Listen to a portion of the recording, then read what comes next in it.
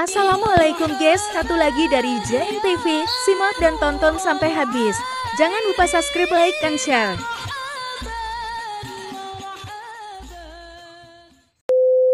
Kata kunci pertama adalah kesabaran itu harus muncul dari sebuah kesadaran. Kesadaran apa? Kesadaran Al-Quran sudah ngajarin. وَلَنَبْلُوَنَّكُمْ بِشَيْءٍ مِنَ الْخَوْفِ وَالْجُوعِ وَنَقْصٍ مِنَ الْأَمْوَالِ وَالْأَنْفُسِ وَالثَّمَرَاتِ وَبَشِّرِ الصَّابِرِينَ. Siapa sih orang yang bisa bersabar? Alladzina idza asabathum musibah. Mereka adalah orang-orang yang ketika, satu contoh saja, ketika diberi atau ditimpa satu musibah, meskipun kecil atau berat, musibah apa saja, ada muncul kesadaran, lantas qalu, mereka sadar dan mengatakan inna lillahi wa inna ilaihi rajiun.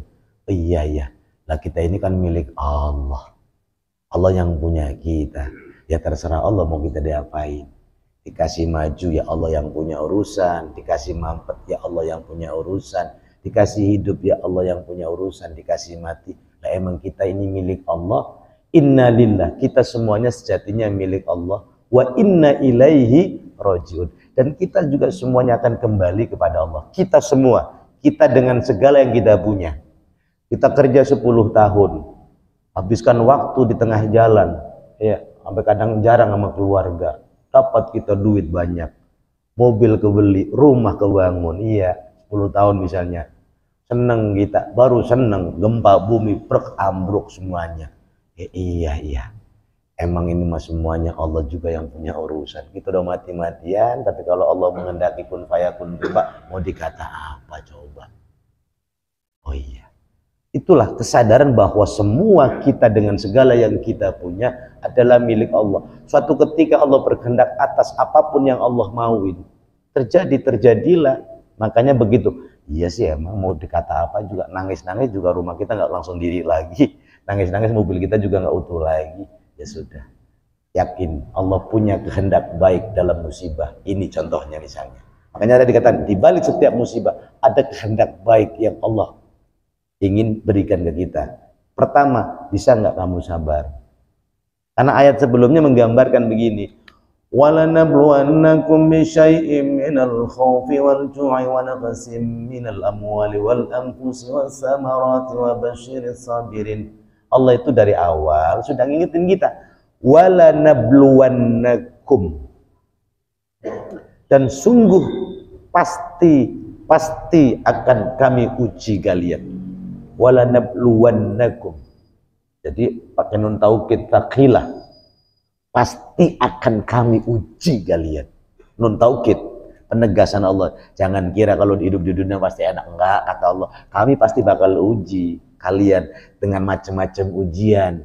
Bisyai'in, dengan sesuatunya kecil, bukan asya. Kecil itu akan menggambarkan ujian masing-masing orang berbeda, makanya kecil-kecil. Kan gak ada orang ditimpa ujian sekaligus gitu ya. Ada pasti kecil-kecil dulu, kadang-kadang sakit, kadang-kadang apa. Ada yang diuji sakit, ada diuji sekalian sakit, hilang duitnya, ada 2 tuh. Tapi kecil-kecil. Bisyai'in minal khawfi, contohnya minal khawf, rasa takut. Takut itu ujian luar biasa itu. Takut naik pesawat, nggak berani naik pesawat. Ya diuji betul sama Allah. Takut nggak bisa makan. Itu ujian dari Allah. Minal walju, ujian berupa kelaparan. Kelaparan itu ujian. Ini orang dikasih ujian lapar itu nanti sabar apa enggak? Apa dia nanti nyolong, garong apa enggak gitu? Dikasih ujian. Minal khawfi wal ju'i wa naqsim minal amwal. Contoh, berkurangnya harta. Tadi contoh, udah 10 tahun dicari begitu, dihilangkan oleh Allah dengan gempa. Atau mungkin nggak pakai gempa lah. Kita habis nerima gajian 7 juta misalnya, lagi jalan dijamret orang, ya Allah, baru ngambil langsung hilang.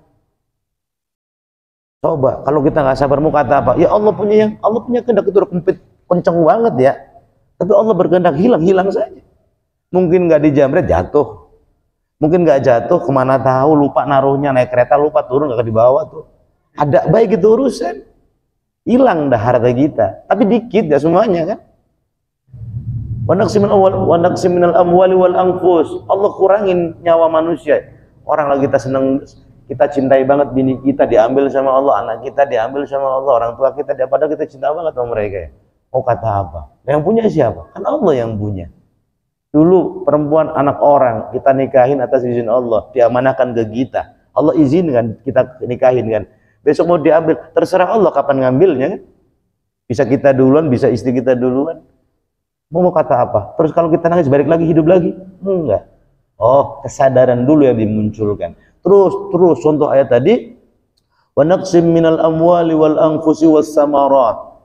Jenis usaha buah-buahan kita yang sudah kita tanam berbuah hilang seperti kayak tadi orang investasi bikin pabrik ini udah megah, karyawan banyak, ternyata krismon habis semua. Mau kata apa?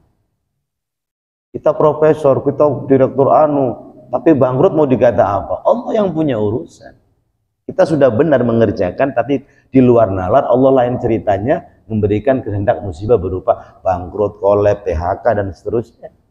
Nah, ketika mau iya kita ini semua milik Allah. Semua yang kita miliki juga punya Allah. Kalau Allah pengen, kapan saja bisa diambil. Nah, kesadaran itu sesungguhnya yang mempermudah orang bisa mewujudkan atau merealisasikan bentuk sabar. Dan itu juga tidak segampang itu. Tapi minimal, pertama kesadaran tentang inna lillah wa inna ilaihi rajiun. Makanya di dalam syariat ada namanya syariat istirja. Untuk bisa bersabar, ilmu syariatnya namanya istirja. Apa itu istirja? Kalau kena musibah, bacalah kalimat inna lillahi wa inna ilaihi rajiun. Nah kita kadang-kadang baca maka gak ngerti. Inna lillahi wa inna ilaihi rajiun, gini amat gua ya. Inna lillahi tapi masih celeng. Padahal kalimat inna lillahi itu, ya Allah, kami ini milikmu. Kapanpun kau berkehendak, ya kamu punya hak untuk mengambil segalanya. Inna lillahi wa inna ilaihi. Minimal itu.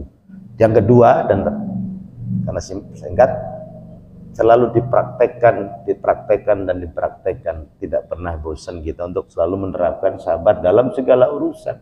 Tidak harus dengan muskat ketika musibah. Ibadah juga sabar. Makanya kalau orang sholatnya buru-buru, berarti orang sholat aja nggak sabar tuh. Pada sholatnya pelan-pelan saja, ngapa sih sabar? Kecuali sholat musafir ya, yang 4 rakaat jadi qashar jadi 2. Emang ada syarat. Ini mah kok lagi musafir? Enggak gitu ya. Sholat mau ekspres, nggak sabaran sholat. Dipikir kalau sholat ekspres pahalanya cepet nyampe gitu? Ya tidak. Sabar saja sholat, biar tumaknina, biar khusyuk, biar dapet. Jadi sholat aja perlu sabar. Musibah juga perlu sabar. Menghadapi maksiat juga harus sabar. Wallahu a'lam bishawab.